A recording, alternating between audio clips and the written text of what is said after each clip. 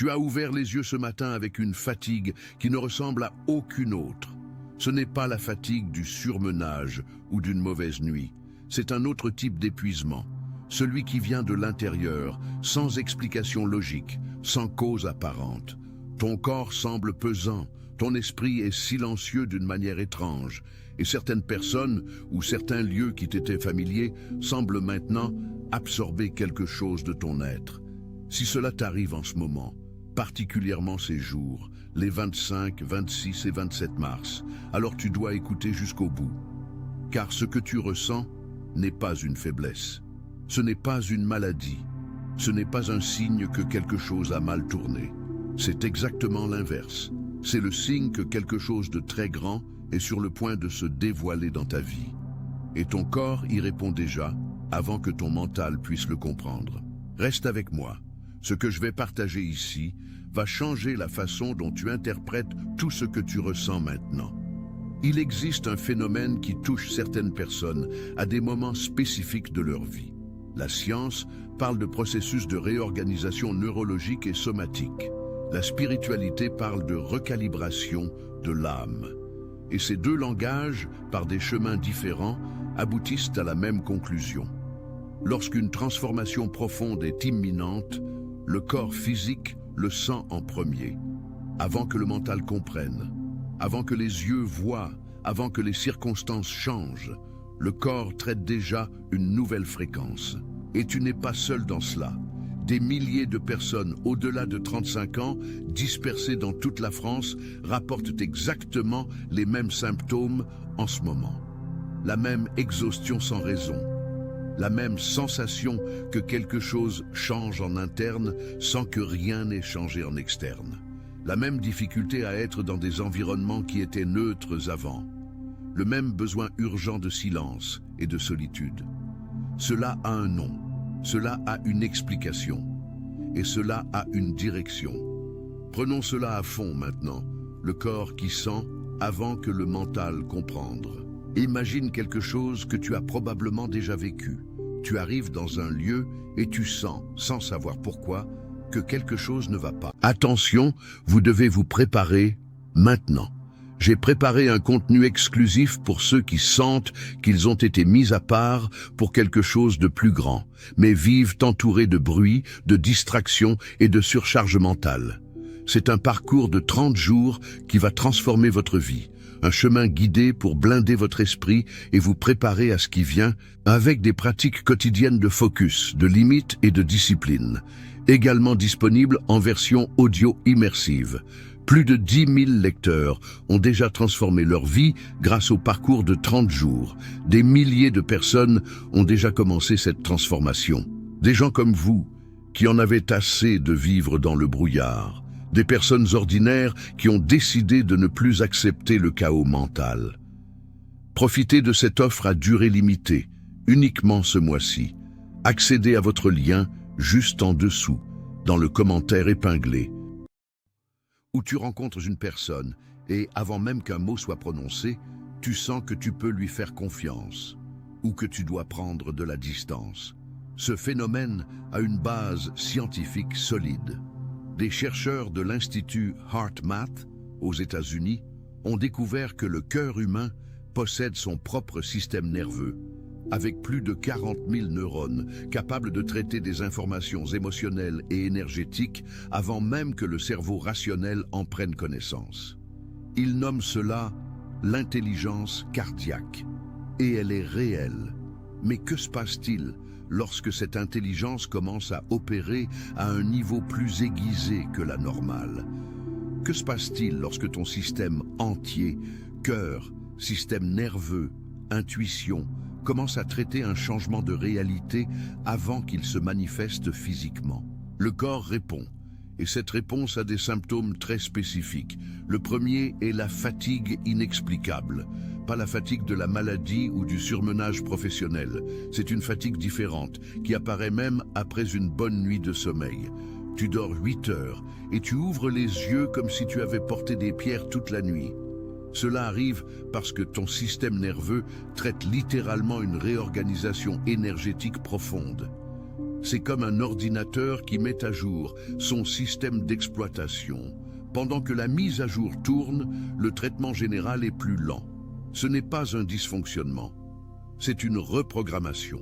Le deuxième symptôme est la sensibilité augmentée aux personnes et aux environnements. Tu commences à percevoir que certaines conversations te drainent d'une manière qui n'existait pas avant. Certaines personnes avec qui tu vivais sans problème semblent maintenant absorber ton énergie. Certains environnements, fêtes, réunions, même des regroupements familiaux, commencent à peser d'une façon que tu ne peux expliquer rationnellement. Ce n'est pas de l'intolérance, ce n'est pas de la mesquinerie, c'est ton système de discernement qui est recalibré pour un niveau d'opération plus élevé. Le troisième symptôme est le besoin soudain de silence et d'isolement. Tu sens une volonté de se retirer, de passer plus de temps seul, de diminuer le bruit externe. L'esprit qui tolérait bien le tumulte et l'agitation cherche maintenant la quiétude presque instinctivement. C'est ton esprit qui demande de l'espace pour traiter ce qui se passe en interne. Et le quatrième symptôme, celui-ci est peut-être le plus déconcertant, est la sensation que certaines relations ont commencé à peser d'une façon nouvelle. Des personnes qui étaient dans ton cercle proche, avec qui tu t'entendais toujours bien, semblent maintenant distantes ou même incompatibles avec qui tu deviens. Cela génère de la confusion, parfois de la culpabilité. Qu'est-ce qui m'arrive? Pourquoi je ne ressens plus la même chose pour ces personnes? Ce n'est pas de l'indifférence, ce n'est pas de la froideur, c'est le début de quelque chose que je vais expliquer maintenant avec beaucoup de profondeur, parce que comprendre cela va te libérer d'une culpabilité que tu ne mérites pas de porter. La physique de l'alignement spirituel. Pour comprendre ce qui se passe, je dois te présenter un concept que la physique quantique et les traditions spirituelles les plus anciennes du monde partagent, le concept de résonance. Dans la physique, deux objets qui vibrent à des fréquences différentes ne peuvent rester en synchronie longtemps. Si tu places deux diapasons, ces instruments utilisés pour accorder les notes musicales, près l'un de l'autre, et que tu frappes seulement un, l'autre commence à vibrer à la même fréquence spontanément s'ils sont accordés pour la même note. Mais s'ils sont à des fréquences différentes, il n'y a pas de transfert d'énergie. Chacun suit son propre rythme. Maintenant, applique cela à ta vie. Lorsque tu commences à opérer à une fréquence spirituelle plus élevée, soit par un travail interne que tu as fait, par une crise qui te a transformé, par une maturation naturelle qui arrive particulièrement après 35, 40 ans, tes relations, environnements et situations qui étaient alignés avec ta fréquence ancienne commencent à vibrer différemment en relation avec toi. Pas parce qu'ils sont devenus moins bons, pas parce que tu es devenu meilleur, mais parce que la résonance a changé. C'est exactement ce que Jésus disait lorsqu'il parlait de ne pas mettre du vin nouveau dans des vieilles outres. C'est ce que les maîtres bouddhistes décrivent comme le processus de détachement qui précède l'illumination. C'est ce que la psychologie moderne appelle l'individuation, le processus décrit par Carl Jung où l'individu devient plus pleinement lui-même, se séparant des patterns collectifs et relationnels qui ne soutiennent plus sa croissance. Et ce processus, mon ami, a un coût. Le coût est exactement le malaise que tu ressens maintenant. Mais voici ce que tu dois comprendre. Ce malaise n'est pas une punition, c'est une préparation. Imagine un athlète qui se prépare pour une compétition de niveau olympique. Les jours avant la compétition, son corps passe par une phase appelée l'affinement, une période où l'entraînement est réduit, le corps repose plus, et les muscles réalisent des micro-réparations qui les rendent plus forts. Pour celui qui regarde de l'extérieur, l'athlète semble mal performer. Il est plus silencieux, il repose plus, il refuse des invitations sociales, il économise son énergie. Mais ce n'est pas une faiblesse, c'est la préparation finale pour la performance maximale. Tu es dans ta période d'affinement spirituel maintenant. Les jours 25, 26 et 27. Pourquoi cette période est spéciale? Ce n'est pas une coïncidence que tu es arrivé à ce contenu maintenant. Il existe une convergence de facteurs énergétiques, astrologiques et spirituels qui rend cette période de fin mars particulièrement puissante pour les personnes déjà en processus de transition intérieure.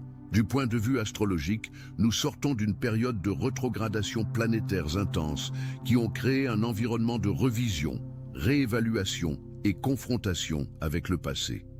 Les jours 25, 26 et 27 mars marquent une fenêtre d'ouverture, une configuration planétaire qui favorise les décisions, les nouveaux commencements et la manifestation de choses qui étaient en gestation interne depuis des semaines ou des mois. Du point de vue spirituel, beaucoup de traditions identifient la période proche de l'équinoxe de Mars, qui a eu lieu le 20, comme un temps de renouvellement, de renaissance. L'équinoxe est le moment où le jour et la nuit ont exactement la même durée, et symboliquement représente l'équilibre entre ce qui fut et ce qui est à venir, entre l'intérieur et l'extérieur, entre qui tu étais et qui tu deviens.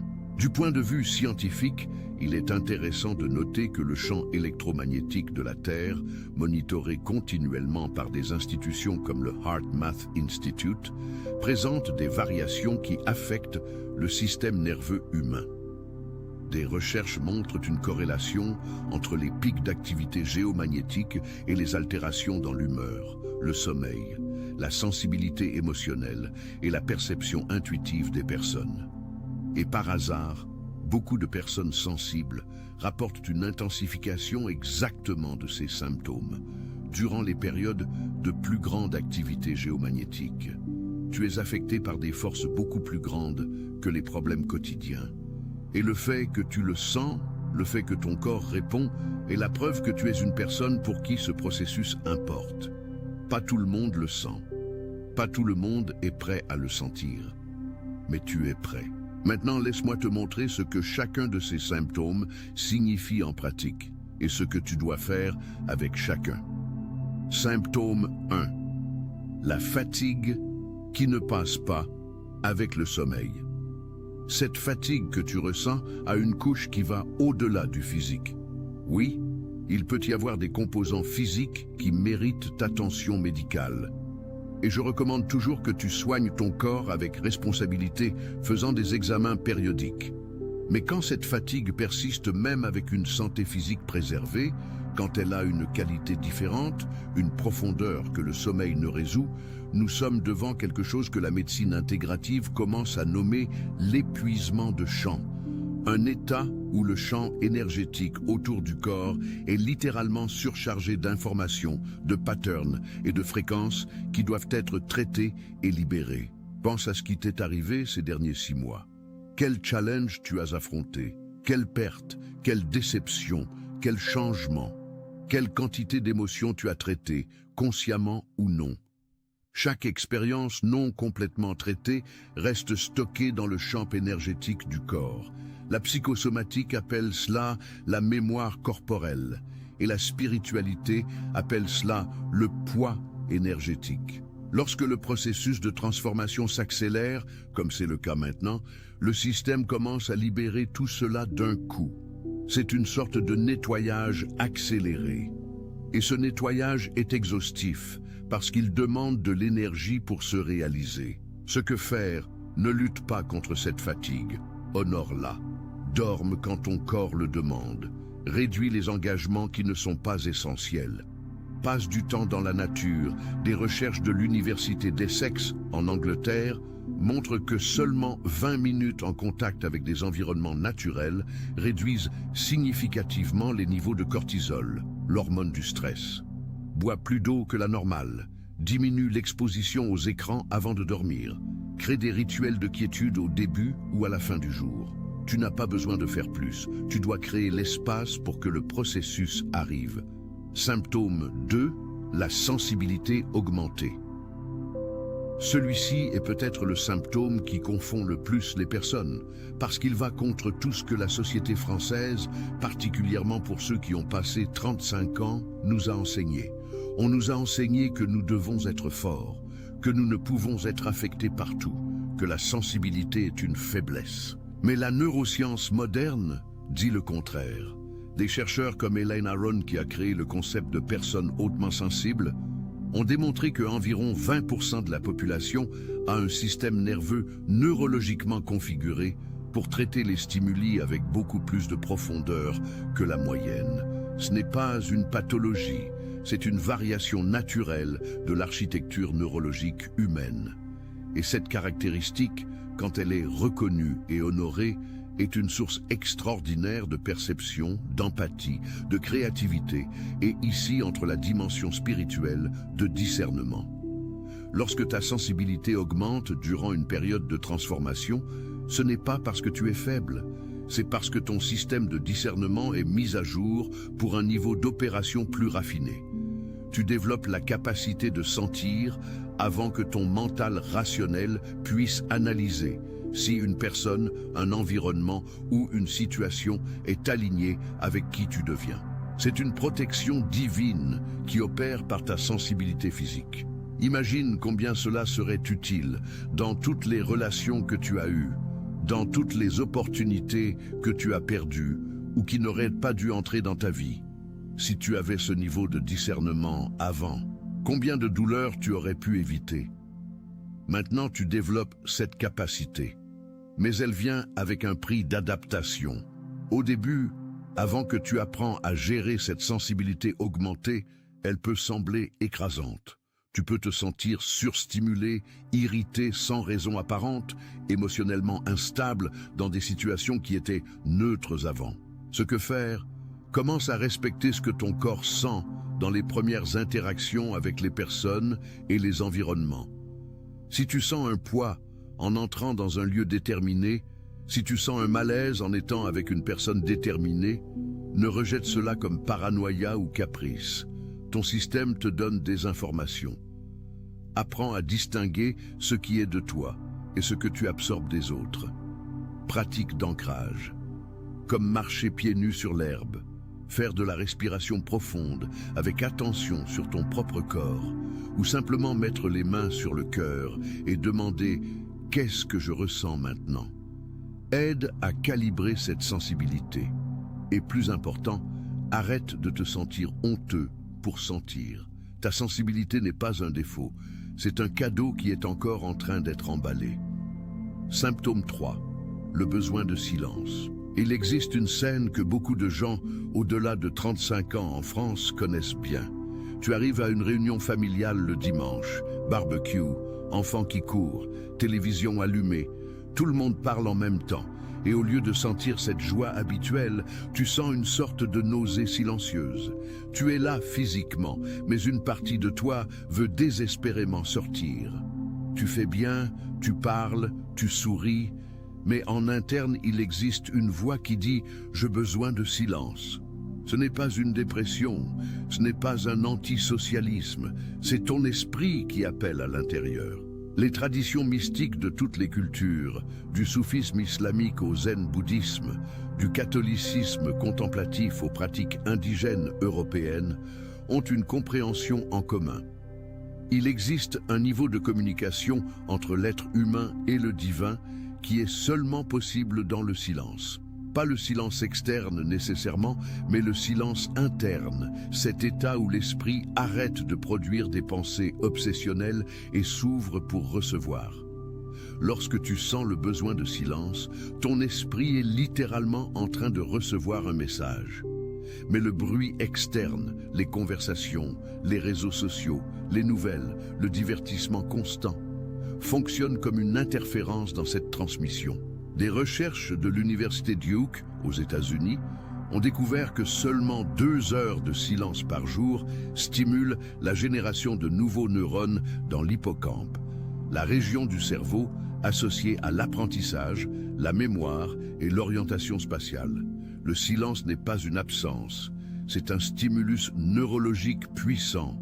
Spirituellement, c'est dans le silence que tu recèves les instructions pour la prochaine phase. C'est là que la confusion se convertit en clarté. C'est là que tu commences à entendre, avec une netteté qui n'existait pas avant, quel est le prochain pas juste pour ta vie. Ce que faire? Crée des fenêtres de silence intentionnelles dans ton jour. Ce n'est pas nécessaire 1 heure de méditation formelle si cela n'est pas partie de ta vie. Cela peut être 15 minutes le matin avant de prendre le téléphone. Cela peut être un trajet de voiture sans musique ou podcast. Cela peut être 10 minutes assis sur le balcon, regardant le ciel avant de dormir. Ce qui importe est l'intention de créer un espace où tu arrêtes de produire et commences à recevoir. Symptôme 4. Les relations qui commencent à peser. Celui-ci est le symptôme plus douloureux de tous, et je dois parler avec beaucoup d'honnêteté sur cela.